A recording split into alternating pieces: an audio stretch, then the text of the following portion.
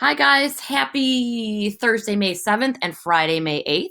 I can't believe it. We're like, what, a week and a half to go of school? Woo woo. Yeah.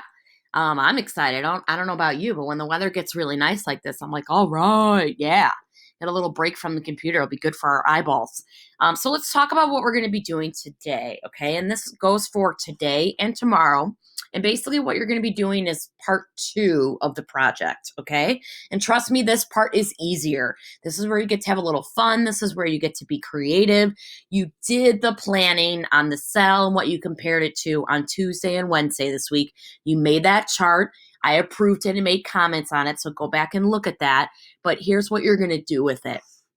Basically, what you're going to do is going to take the information that you already have and put it on a Google Slides. Okay. So you'll notice that down below, it says example cell analogy project. Okay. And that's a finished product. So you can see an example of what a good job looks like. Okay.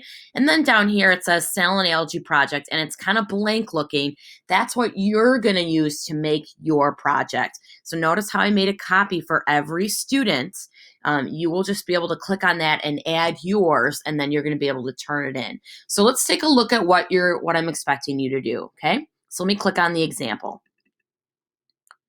So the example just shows you what you should be doing, okay? And really, you can design this however you would like.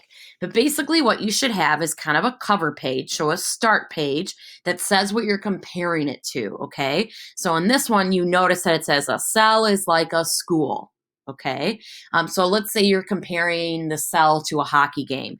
You're going to include on the front page, a cell is like a hockey game, and then include some kind of picture that involves hockey somehow. Okay, and that's all you have to do for the cover page.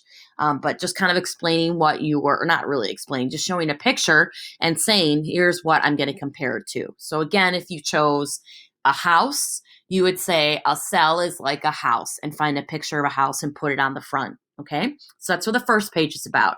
Then every page after that should pretty much be the same. This example has 6 organelles. Remember, you're only doing 4, okay? So your total slides will have 1 cover page and then 1, 2, 3, 4 slides. So you should have 5 altogether, okay? So basically what you're going to do is on the slide, you're going to write down the name of the organelle or type the name of the organelle.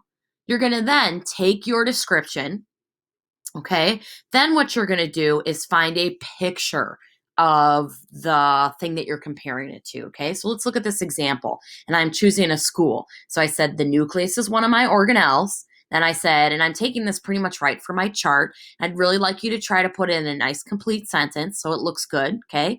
And I'm saying Mrs. Price is like the nucleus because she is in charge of the school just like the nucleus is in charge of the cell.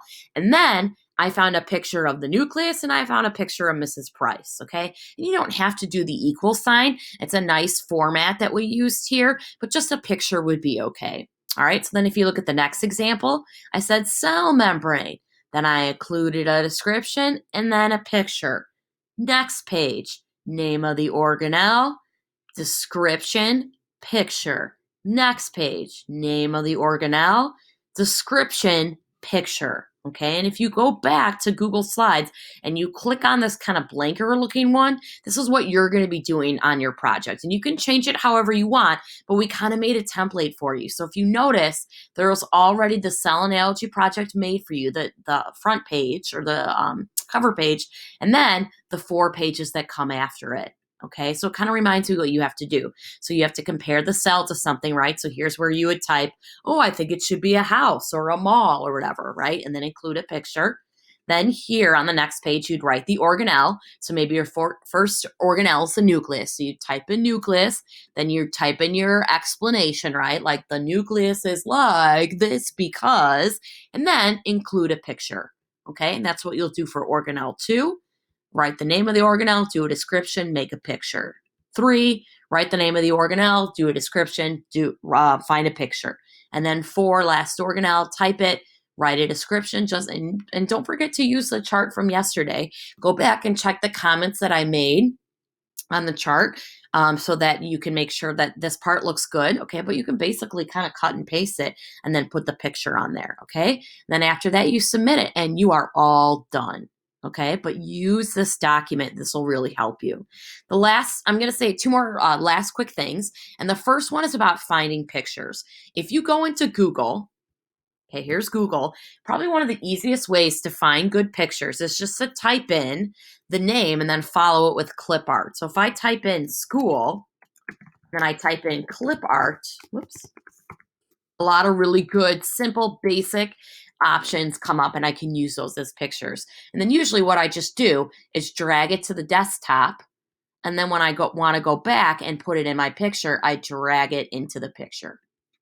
Okay, and it's not working so well. Or I can edit, copy it, and then I bring it into the picture, okay, and edit and paste and bring it into the picture really easily, okay?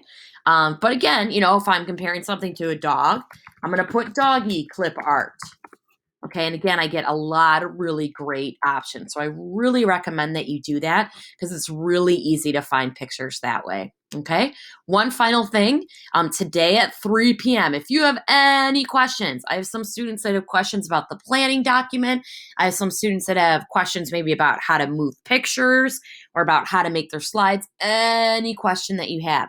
Today at 3 p.m., I'm going to be on Zoom. So all you have to do is click on this link and join. And whether it's a question that takes 2 seconds or it's a question that takes 20 minutes, please, please, please try to jump on and ask it because that'll be a perfect time where you have my undivided attention. And maybe you can even hear questions from other people. Okay, so all this information right here. Watch the video again if you need any help. But that's your project for today and tomorrow. Okay, good luck, guys.